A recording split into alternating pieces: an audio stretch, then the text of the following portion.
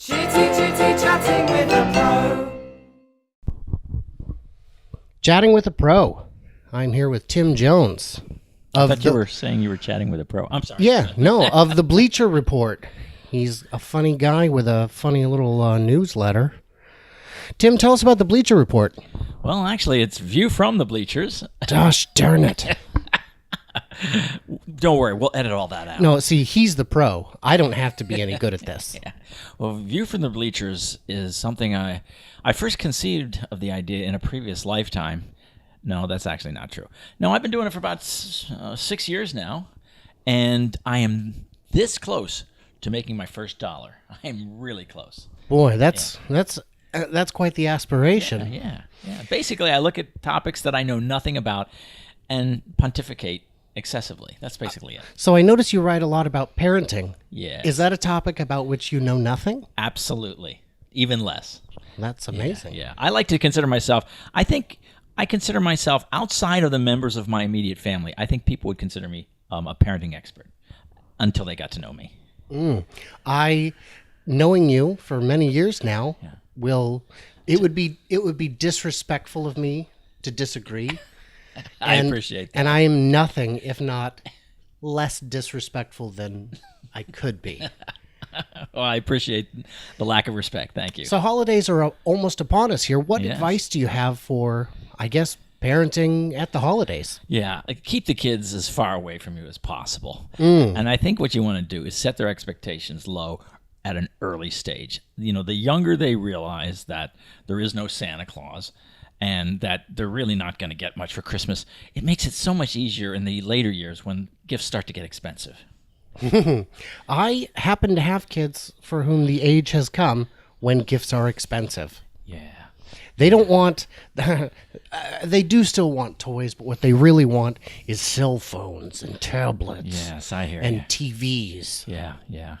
And that's why we moved about 9 years ago out into the middle of the desert. And, the kids, it just lowers the bar on their expectations when they realize that, pine cones for survival is something they really look forward to. Mm-hmm. So, they don't have all those expectations like, normal high-functioning kids.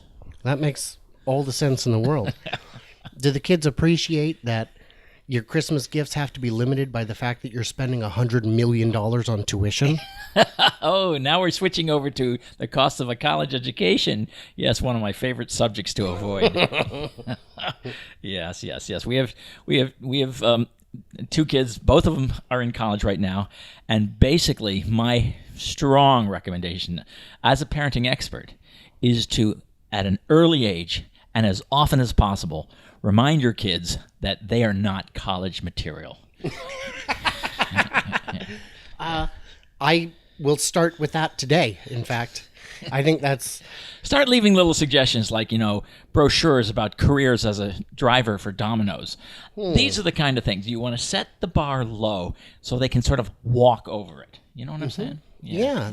And feel like winners. Exactly. Which clearly they would be at that point.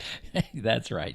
I think you're starting to understand. Yeah. It's really catching on slowly, but I'm working on it. Yeah. So what about the in-laws at holidays? How do you deal with them? The in-laws. Well, we used to have the in-laws come visit us quite often for Christmas because they were great at taking care of our kids, so we could actually have a nice Christmas, just me and my wife. And we'd come see our kids after the holidays were over. But our kids are grown up now, so we have no need for our in-laws anymore. Disposable in-laws. Yeah. Your wife had said that when it comes to sports, you're a fair weather fan. Would you say it's safe to say the same of your in-laws? Oh yeah, absolutely. This podcast can't be viewed or heard in Canada, right? I just want to be sure about that. That's where they live. I'm pretty sure it's not viewed or heard anywhere. Then I'm safe. Love ya. Yeah, I mean, I guess we should have probably recorded this, but I just figured, Yeah. No, this is going to be released on Fruit by the Foot. That sounds about what it's worth. It's a growing medium. Yeah. And it's one of the tastier ways to publish things. Yeah. Okay, Tim. So I'm going to wrap this up.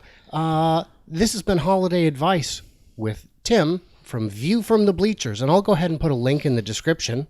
And I know I say that a lot, and I don't always do it, but when it comes to my guests, I always live up to that.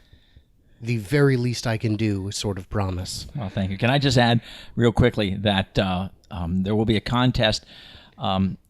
First prize is a lifetime subscription to View from the Bleachers. Wow. And second prize is a lifetime blocking of any emails from View from the Bleachers, so you don't have to be bothered. Either of those prizes, you just can't put a price on it. You really can't and shouldn't.